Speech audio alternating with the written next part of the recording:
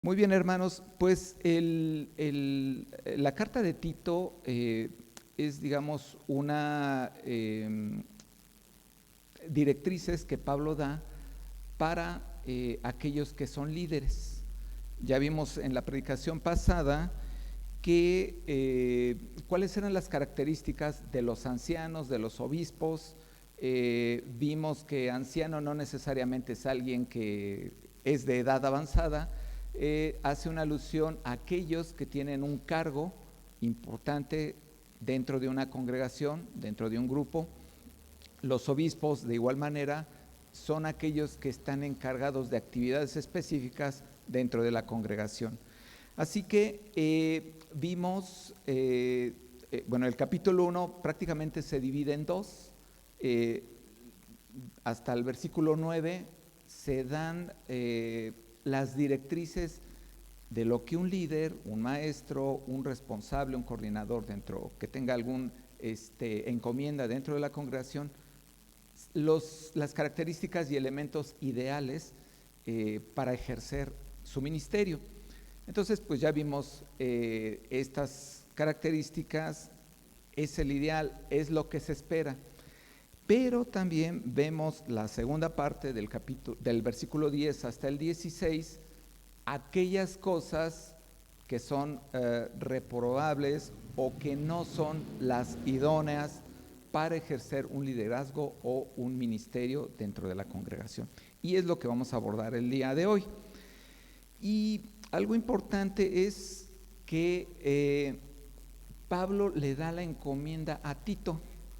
En el versículo 5 le da la indicación, le dice, te dejo en Creta para que corrigieses lo deficiente. Entonces, vemos que esta encomienda es porque hay una notoria, pues no solo carencia, sino hay una notoria desviación de lo que estaba sucediendo en esta región, en la isla de Creta. Es una, digamos, el evangelio tenía poco de haberse sembrado en esta región, empezaban a formarse una iglesia, una congregación, pero el contexto de esta región pues era muy problemático, era un contexto que era totalmente alejado de Dios. Entonces, por ello la importancia de Pablo de atender estas situaciones. Ahora, si nosotros recordamos, o bueno, gran parte del Nuevo Testamento lo escribió Pablo. Vemos todos los libros que escribió y vemos de Pablo alguien perseguidor de cristianos, es transformado por Jesucristo y que es completamente cambiado, y entonces ahora él es ¿qué? Un predicador, un apóstol, que aunque él mismo dice no estuvo con Jesucristo, pero digamos que tuvo la gracia de ser llamado para predicar el evangelio. Entonces vemos que pasó muchas vicisitudes, lo apedrearon, tuvo que trabajar, en aquellas, visitó muchas regiones del Asia, pero en aquellos entonces los viajes eran pues largos, no es como aquí, híjole, tomo el autobús y en 2 horas ya llegué a mi destino. No, era ir, o caminando o en caballo o en transportes muy pedestres, viajes muy difíciles, pero vemos siempre en Pablo una fe, un tesón, una pasión por Jesucristo, por el Evangelio, por la palabra de Dios. Y imagínense ustedes, Pablo le encarga a Tito algo muy importante. ¿Qué podemos ver o entender de esta relación? Es que Pablo confiaba mucho en Tito, era su discípulo. Vemos que Tito es resultado de la predicación de Pablo en Antioquía. Es mencionado en 3 epístolas, en Corintios, Gálatas y Timoteo. Y entonces, de aquí podemos ver la confianza que Pablo tenía en Tito. ¿Por qué? Porque había estado con él, le había enseñado y él veía una actitud pues de fidelidad, de lealtad, era organizado, era valiente, tenía una sensibilidad pastoral y habilidad para enseñar. Entonces vemos que esos son elementos que son muy importantes para un ministerio y para el liderazgo. Entonces, esa encomienda que le da Pablo a Tito, se la da porque Pablo estaba plenamente confiado de que tenía lo necesario. ¿Para qué?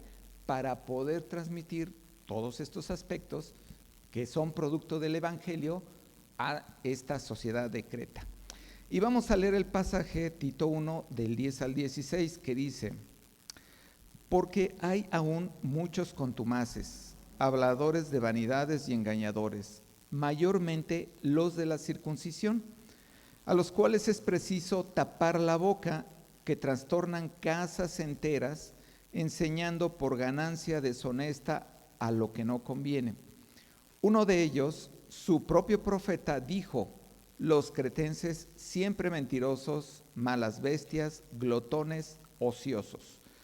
Este testimonio es verdadero, por tanto, repréndelos duramente para que sean sanos en la fe, no atendiendo a fábulas judaicas ni a mandamientos de hombres que se apartan de la verdad. Todas las cosas son puras para los puros, mas para los corrompidos e incrédulos nada les es puro, pues hasta su mente y su conciencia están corrompidas. Profesan conocer a Dios, pero con los hechos lo niegan, siendo abominables y rebeldes, reprobados en cuanto a toda buena obra.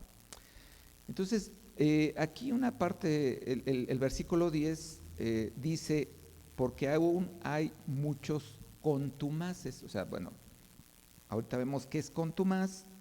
Contumaz realmente es alguien rebelde. Y bueno, en este contexto es alguien que se insubordina. ¿Qué significa? Pues que no se somete a la autoridad, y en este caso es a la autoridad de Dios. Ahora, esto, como vimos la predicación pasada, vemos que principalmente está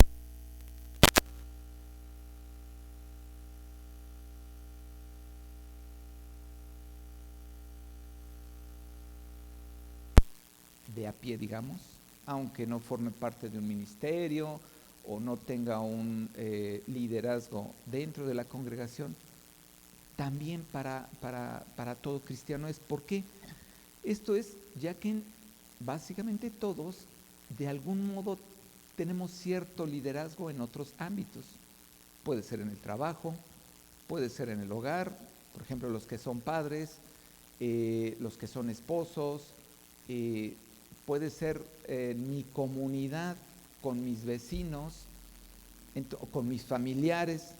Entonces, de algún modo, nosotros también representamos cierto liderazgo de parte de Dios. ¿Para qué? Para reflejar el carácter de Cristo en nuestro alrededor.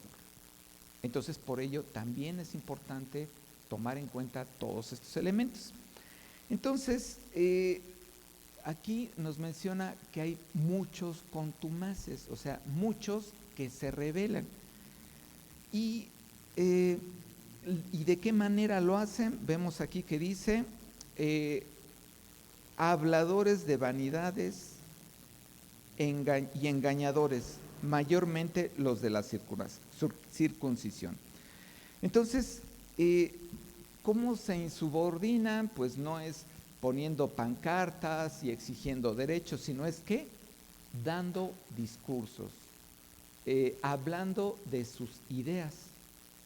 Y entonces esto, aunque no es una situación, vamos a decir, violenta o que expresa de una manera física la contrariedad de estas personas con el Evangelio, es algo que es muy relevante y que Pablo le está recordando a Tito, es algo importante que tienes que atender.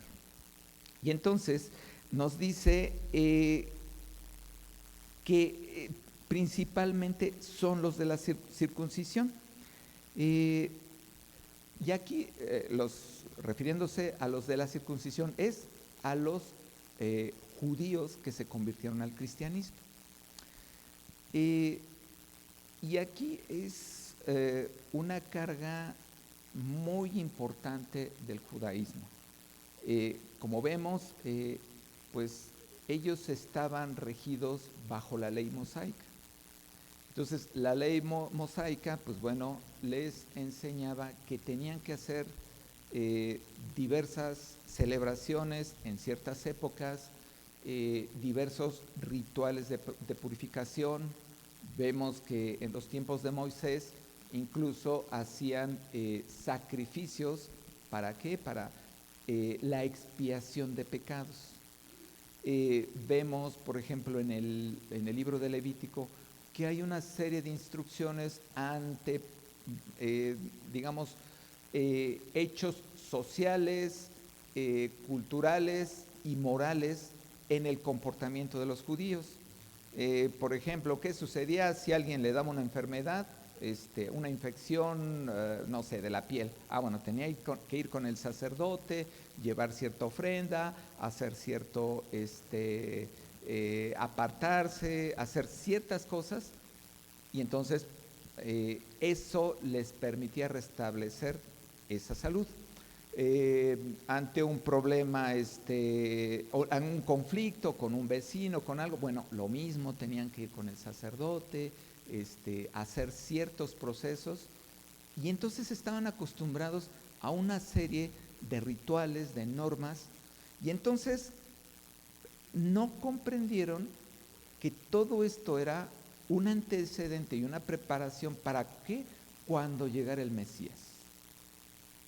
Y esto era para que cuando llegara el Mesías dirían, me mandaban a hacer esto, un sacrificio para la expiación de pecados, pero eso lo tenía que hacer constantemente. Y ahora que está el Mesías, es el sacrificio perfecto. Y entonces ellos no lograban comprender de manera plena el Evangelio. Y entonces se aferraban de manera religiosa a sus tradiciones. Y aquí, si lo traemos a nuestra actualidad, quitemos la palabra judaizantes y pongamos la palabra religiosidad.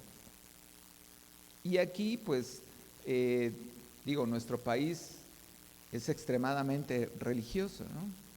Vemos el catolicismo que, pues, si en nuestra colonia es el patrono X, los cohetes, la procesión, etcétera, ¿no? Las procesiones a la basílica, etcétera, ¿no?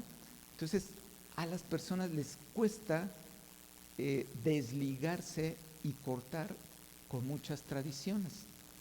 Y entonces aquí significa que no hay una transformación, que no hay un cambio de mente por medio del Evangelio y entender estas verdades profundas del Evangelio, sino es querer agregarle algo más, o porque yo estoy acostumbrado, o porque mis padres me lo enseñaron, o porque se me hace bonito. Es importante entender que aquí ya no importa lo que yo sienta o lo que yo piense o lo que yo crea, importa a quién le sirvo. Si digo que soy siervo de Jesucristo, entonces tengo que obedecer lo que Jesucristo dice. Y entonces estos discursos lo que hacían era ¿qué? Contaminar el Evangelio. Un elemento muy importante de estas discusiones era que justo la circuncisión. Los judíos alegaban que el pacto que Dios hizo con Abraham debía mantenerse, ¿qué? Por medio de la circuncisión. Pero entendemos que con Jesucristo es un nuevo pacto y un pacto en mejores condiciones. Y esta parte era un parteaguas y era algo que causaba muchos problemas. Sin embargo, estos judíos tampoco el argumento de querer mantener las tradiciones tampoco era algo en el que ellos buscaran glorificar a Dios.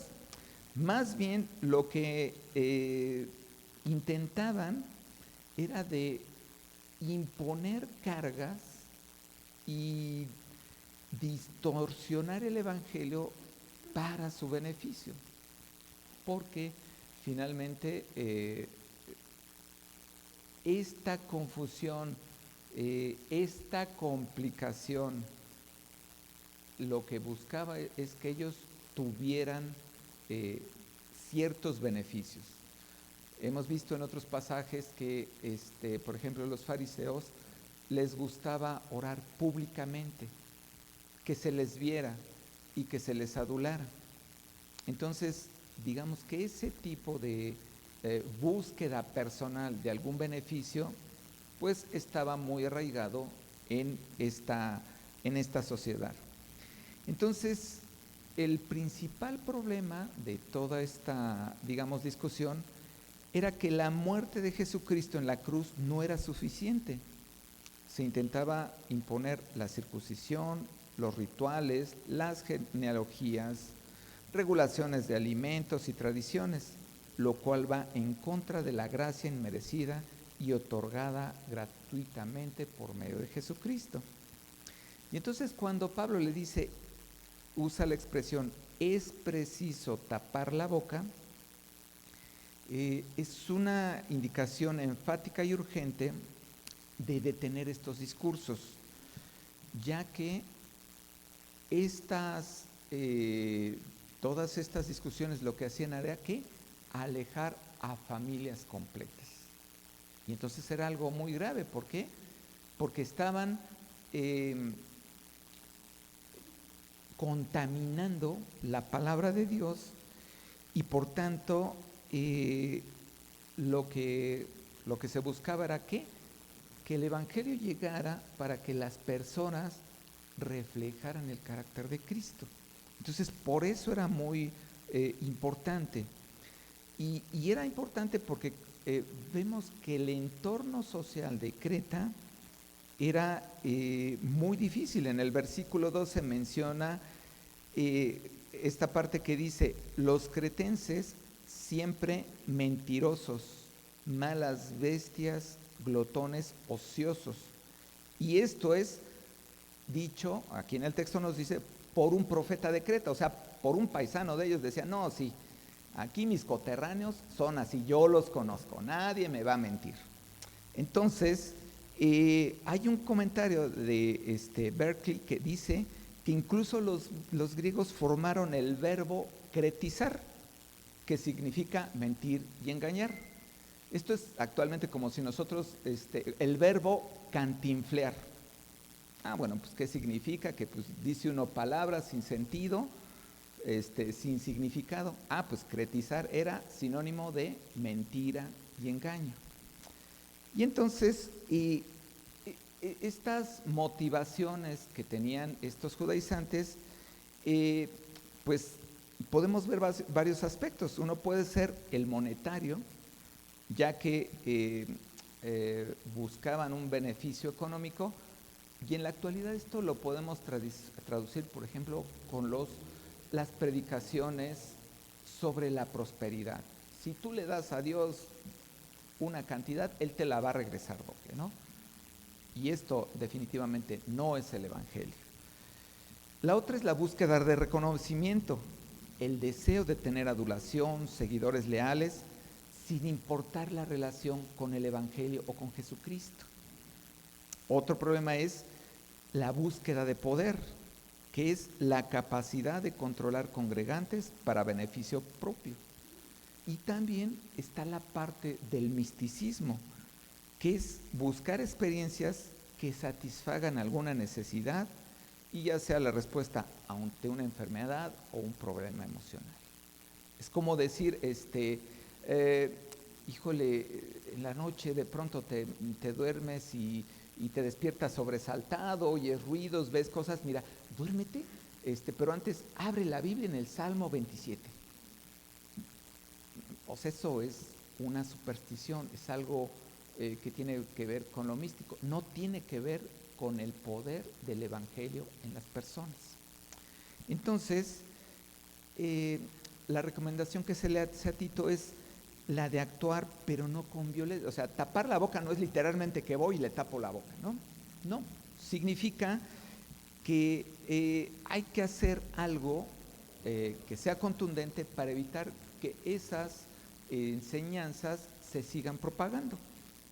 Y el problema de permitirles que sigan dando estos discursos es que pueden llegar, o que estaban logrando tener ya una influencia importante. La influencia, digamos que es la habilidad de persuadir a alguien para pensar o actuar del modo que uno desea. Y la influencia es de hecho, una característica del liderazgo. Por ejemplo,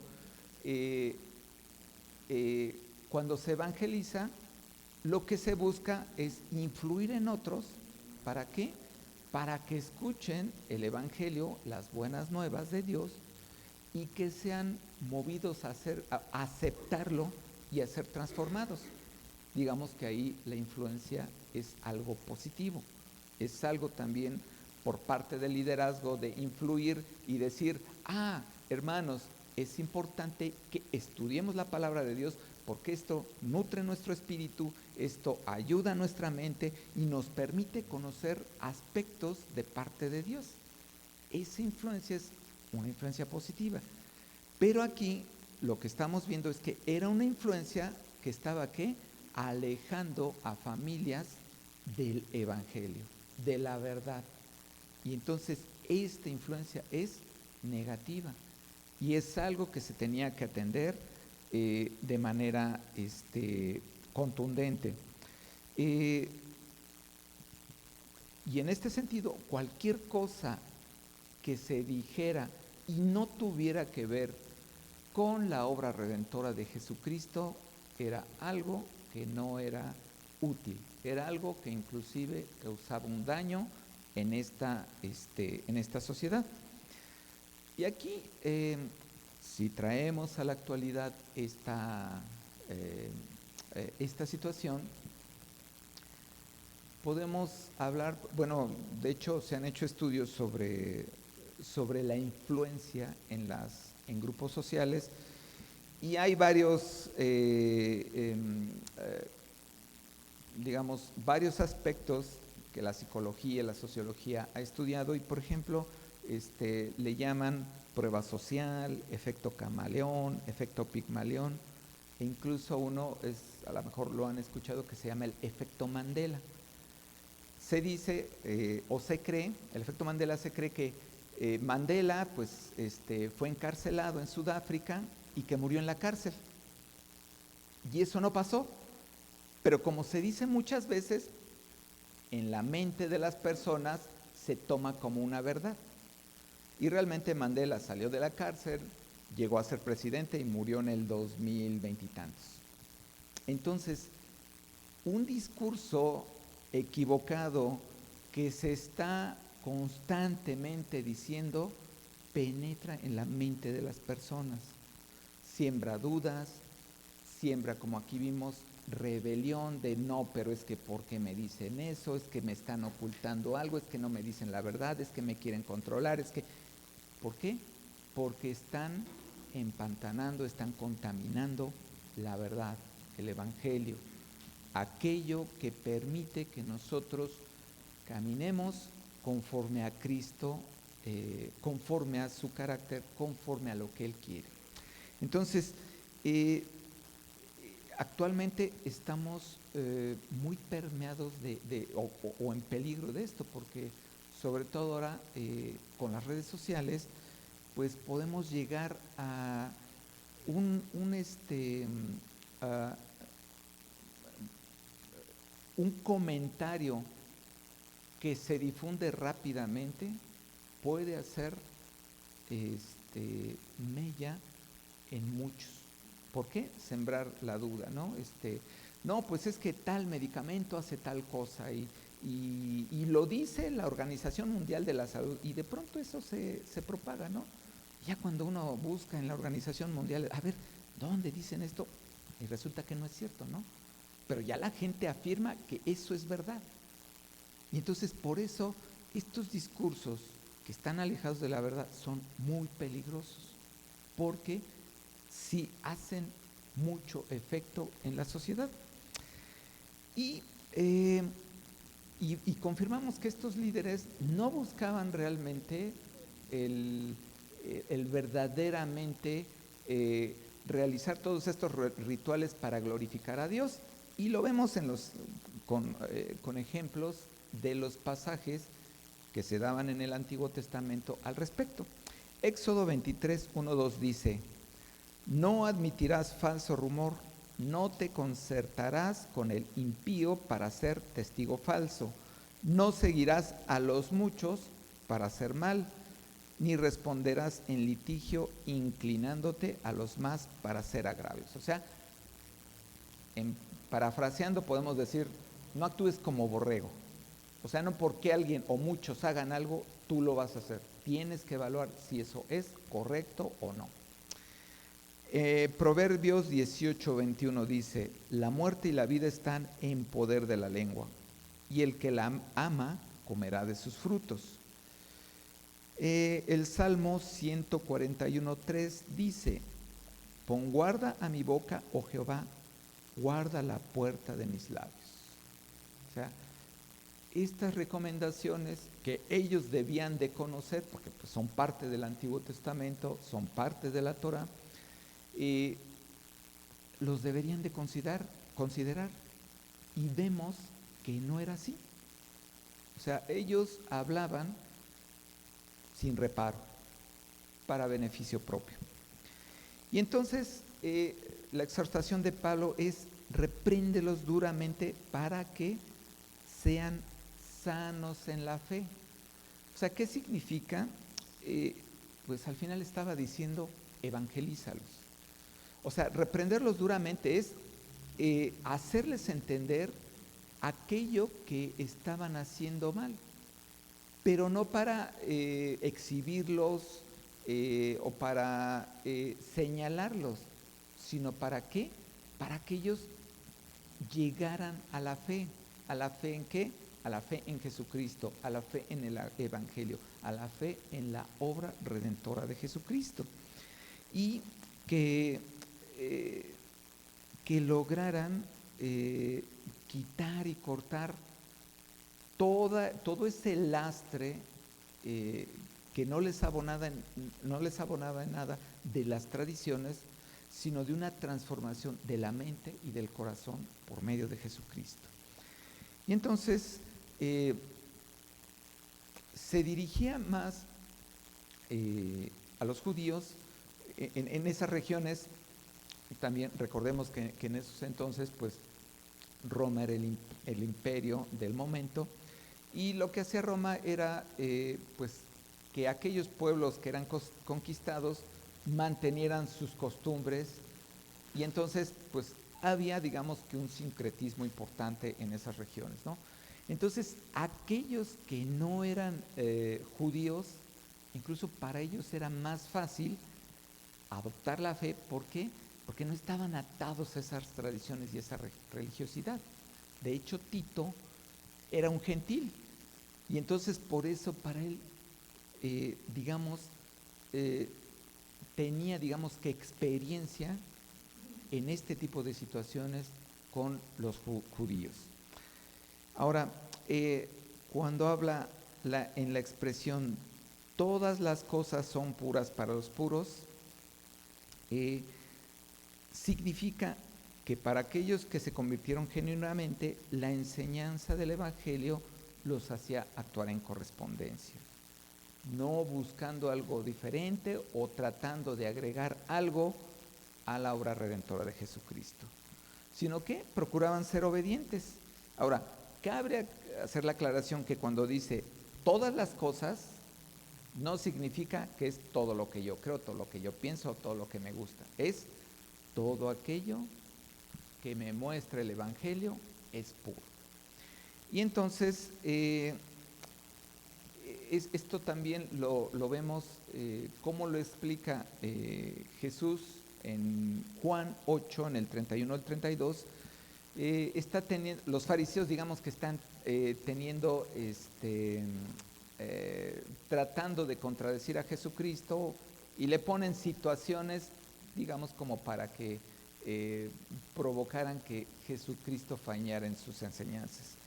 Y entonces responde, dice, dijo entonces Jesús a los judíos que habían creído en él: si vosotros permaneceréis en mi palabra, seréis verdaderamente mis discípulos y conoceréis la verdad, y la verdad os hará libre. Entonces, aquí Jesús les está hablando sobre la relación entre el pecado, la libertad y la verdad. Y en Juan 14:6 aclara: yo soy el camino, la verdad y la vida. Entonces, toda la enseñanza está en torno a Jesucristo. El Evangelio es Jesucristo. El propósito es que lleguemos a Jesucristo. Y entonces aquí no se limita a lo intelectual o a los hechos observables. Esta es encontrarse una verdad que transforma el corazón humano. Porque esta verdad lo que hace es revelar nuestra naturaleza y nos permite también entender la naturaleza divina y santa de Dios. Y esta verdad nos hace comprender lo alejado que estamos de nuestro Dios. Nos hace comprender que pecamos, nos hace comprender que efectivamente sin Cristo estamos perdidos, que sin Él nada somos. Y entonces, esta verdad nos lleva a una libertad espiritual y a la vida eterna. Y entonces, la falta de comprensión de estos principios es lo que lleva a los contumaces a la corrupción e incredulidad. Nada les es puro porque contaminan la verdad con tradición, y esto los lleva a una mente y conciencia corrompidas. Entonces, este pensamiento era muy recurrente. En Juan 8, 33 al 34, vemos un pasaje que explica esto. Dice, los fariseos igual estaban increpando a Jesucristo y dice, le respondieron: linaje de Abraham somos y jamás hemos sido esclavos de nadie. ¿Cómo dices tú? Hablando a Jesucristo, le dicen, ¿cómo dices tú seréis libres? O sea, ellos ya se creían libres simple y sencillamente por ser linaje de Abraham. Y Jesús les responde, dice, de cierto os digo, que todo aquel que hace pecado, esclavo es de pecado. Cuando vemos esta expresión de cierto, que dos veces aparece la misma frase, es para dar un énfasis en la importancia de lo que se está diciendo, ¿no? Entonces aquí la esclavitud del pecado es para todo ser humano. Dice la Escritura que justo no hay ni uno solo, ¿no? Entonces, por tanto, la intención de sustituir la responsabilidad del pecado por la ejecución de rituales, eso es una fachada espiritual. Y la palabra abominable en general vemos que tiene una connotación y un contexto que tiene que ver con la idolatría, sobre todo cuando se hacían sacrificios paganos, se usa esa palabra de abominable. Y entonces, cuando dice que son reprobados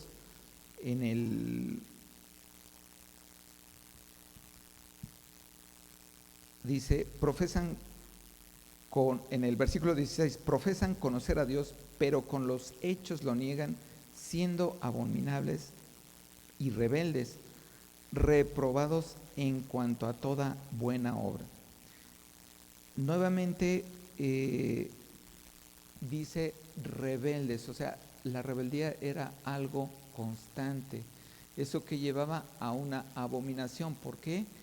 Porque de algún modo, aun cuando muchos de estos rituales y tradiciones fueron sí ordenadas directamente por Dios por medio de Moisés, su ejecución no tenía que ver con pues vamos a hacer tal actividad porque a Dios le agrada ver cómo hacemos estas cosas. No, Dios las imponía ¿para qué? Para que su pueblo fuera consciente de su situación delante de Dios. Lo mismo que para nosotros, como ya leímos, que nos dice Jesucristo es el camino, la verdad y la vida. Entonces, para nosotros entender la verdad, para nosotros seguir ese camino, para nosotros tener vida, debemos saber quién es Jesucristo, su carácter, lo que Él nos manda, sus mandamientos, aquello que le agrada y aquello que le desagrada. Porque si no, pues estamos perdidos, porque estamos en un camino en el que no sabemos a dónde vamos. Y todas estas tradiciones, todas estas leyes, todos estos rituales, el propósito no era entretener al pueblo, el propósito era hacerlo consciente de su situación delante de Dios. Vemos un pasaje en el Antiguo Testamento en el que dice Dios, aborrezco sus sacrificios. ¿Por qué?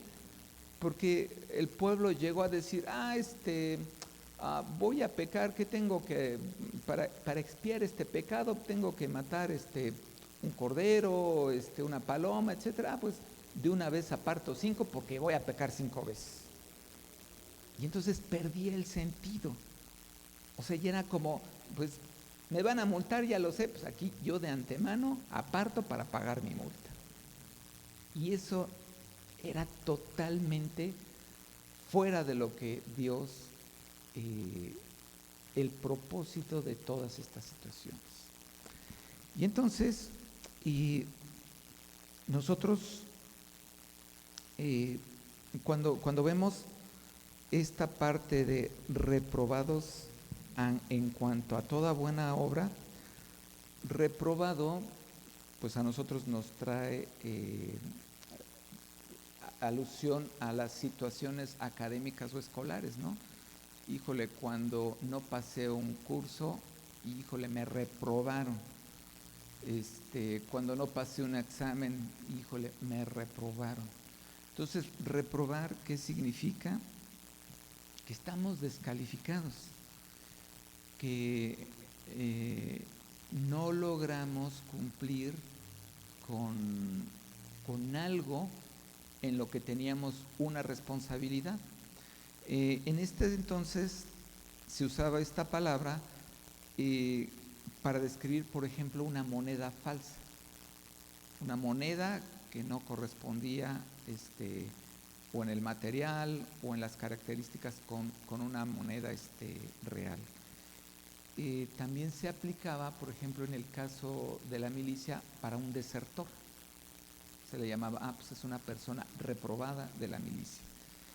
Y también se utilizaba en el contexto de la construcción, por ejemplo, el término que hemos escuchado, la piedra angular, que es, digamos, la piedra que se utiliza como parte fundamental de un cimiento, que debe de tener ciertas características en cuanto a dureza, en cuanto a tamaño, pues si la piedra de algún modo no cumplía con eso, también se le decía, la piedra está reprobada. O sea, ¿qué significa? Que no cumple con aquello o con el propósito para el que está dispuesta, ¿no? Entonces, ¿qué significa? Que las obras de estas personas pues también eran obras que reprobadas, descalificadas, que no cumplían ni con el objetivo ni con el propósito para el cual fueron llamados. Y en este caso, ¿cuál era el propósito para el que eran llamados?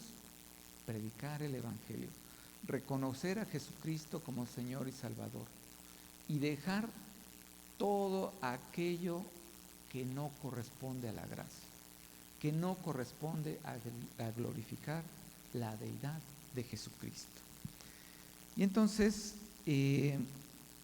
pues nada de esto cumplía con el propósito de una buena obra. Entonces, en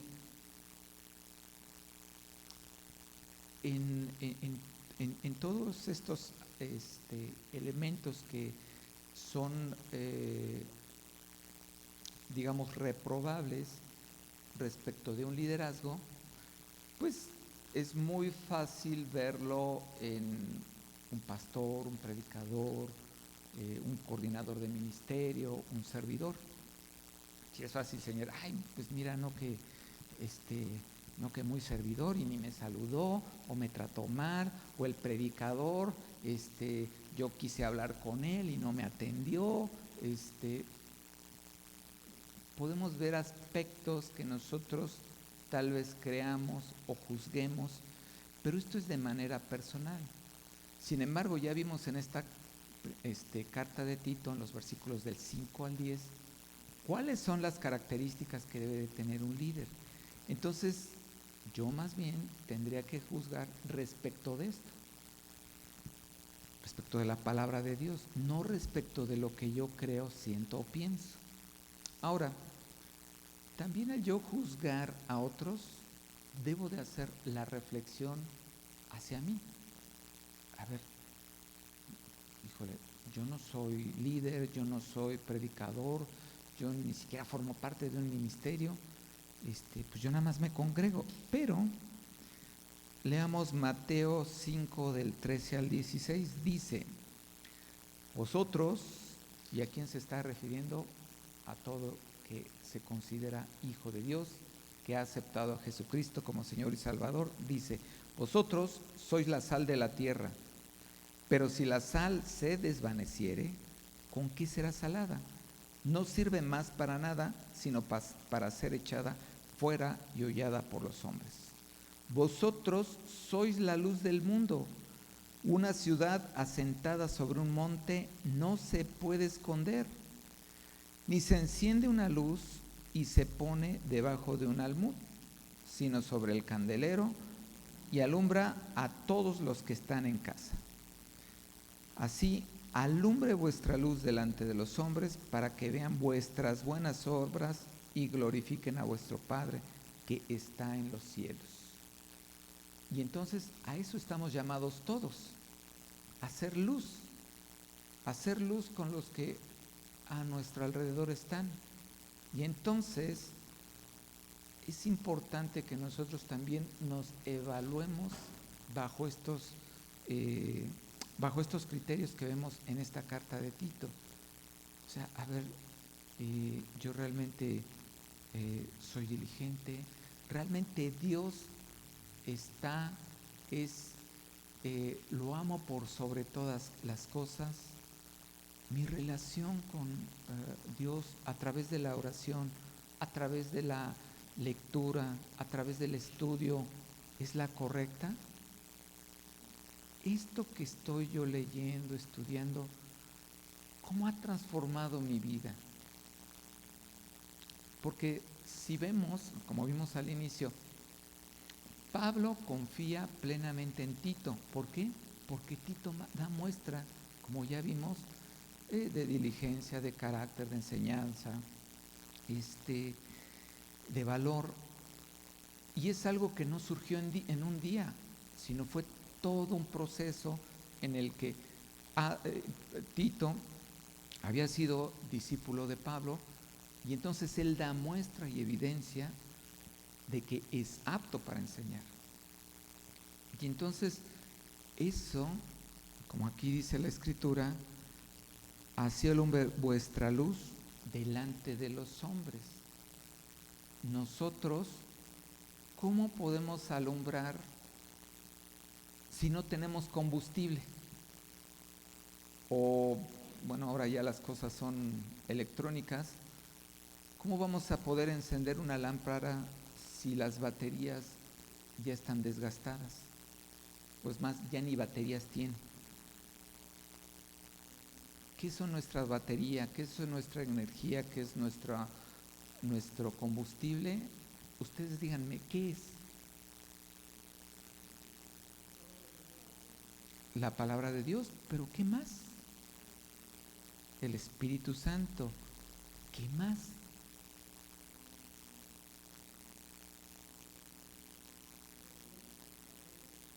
¿La fe en quién? En Cristo. Ese es nuestro combustible, ese es nuestro motor, esa es nuestra esperanza. El día de hoy celebramos, conmemoramos la Cena del Señor, y ¿qué hacemos? Recordar lo que Él hizo por nosotros, agradecer que su sacrificio nos permite reconciliarnos con el Padre. ¿Eso a qué nos debe de llevar? A un agradecimiento constante. Si Cristo no hubiera muerto por mí, yo estaría perdido. Y ese debe de ser mi combustible. Y ese combustible debe estar presente. Aquí vemos que la situación de estas personas era en un entorno hostil. Actualmente podemos nosotros estar en una situación hostil, tener problemas de salud, tener problemas en nuestro entorno, que haya violencia, asaltos, asesinatos, narcotráfico, que nos encontremos con oposición al Evangelio, que nos encontremos hasta con opresión por yo expresar mi fe. Pero ¿qué dice la Escritura? Así alumbre vuestra luz delante de los hombres, para que vean vuestras buenas obras y glorifiquen a vuestro Padre que está en los cielos. Y esto es parte del liderazgo, parte de enseñar, parte de ser maestros, y para eso estamos o debemos estar dispuestos todos como hijos de Dios, demostrar a cualquiera lo que el poder del Dios único y verdadero, lo que Cristo ha hecho en mi vida, y lo agradecido que estoy. ¿Por qué? Porque si yo, sin merecerlo, Él puso su vista en mí y me atrajo con lazos de amor. Y eso no tenía por qué hacerlo Dios, pero su misericordia y amor permitieron que yo lo pudiera, que pudiera llegar a esa gracia. Ese debe de ser nuestro combustible. Ese debe de ser el origen de nuestra enseñanza, en el ámbito que seamos, no solamente en la congregación. Eso debe de ser lo que a mí me motive a estudiar para entender y saber más de Jesucristo, y que yo pueda explicarlo de manera natural a otros, que yo pueda influir de una manera positiva en el ámbito en el que yo esté, que yo pueda con mis hechos hablar de Jesucristo a los demás, motivarlos a que se sientan en una situación en el que me pregunto, ¿por qué crees en Jesucristo? ¿Por qué dices que es el único Dios? ¿Por qué dices que puede transformar mi vida y que yo pueda responderle? Y ese debe de ser mi combustible.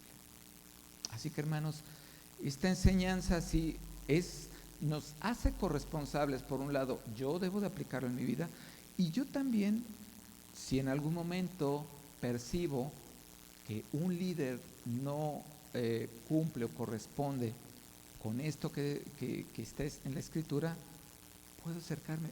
Hermano, mira, la Escritura dice esto. ¿Con qué? Con amor.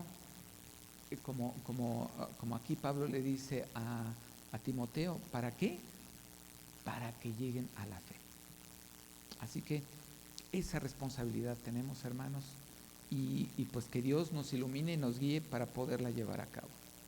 Así que, hermanos, pues vamos a terminar orando, poniéndonos en las manos de Dios. Bendito Padre, gracias por tu palabra, gracias porque nos enseñas, nos guías, y gracias porque nos permites entender algo que es aplicable a nuestra vida. Ayúdanos a transformar nuestro entorno, pero principalmente ayúdanos a transformar nuestras vidas. Permítenos regresar al camino si nos hemos perdido. Instrúyenos, Señor, y te agradecemos porque nos permites ver y entender pues si hemos sido contumaces, Dios, si hemos sido rebeldes, si hemos hablado cosas que no tienen que ver con tu evangelio y que hemos tal vez lastimado o desviado a otro, Señor, perdónanos, Padre eterno, perdónanos. Endereza nuestras veredas y de aquellos a los que pudimos lastimar y a los que pudimos dañar, Señor. Solo tú puedes hacer eso. Y ayúdanos a que podamos reconvenir, podamos regresar a la fe y podamos decir que tu verdad nos ha hecho libres, que nuestro Señor Jesucristo es el camino, la verdad y la vida, y que lleguemos a esa plenitud por medio de tu evangelio. Te agradecemos por lo que el día de hoy nos has permitido entender, lo que nos has enseñado, y que lo llevemos, que lo atesoremos, que sigamos estudiando y madurando en la fe. Te bendecimos, te damos gracias, en el nombre de tu Hijo Jesucristo. Amén.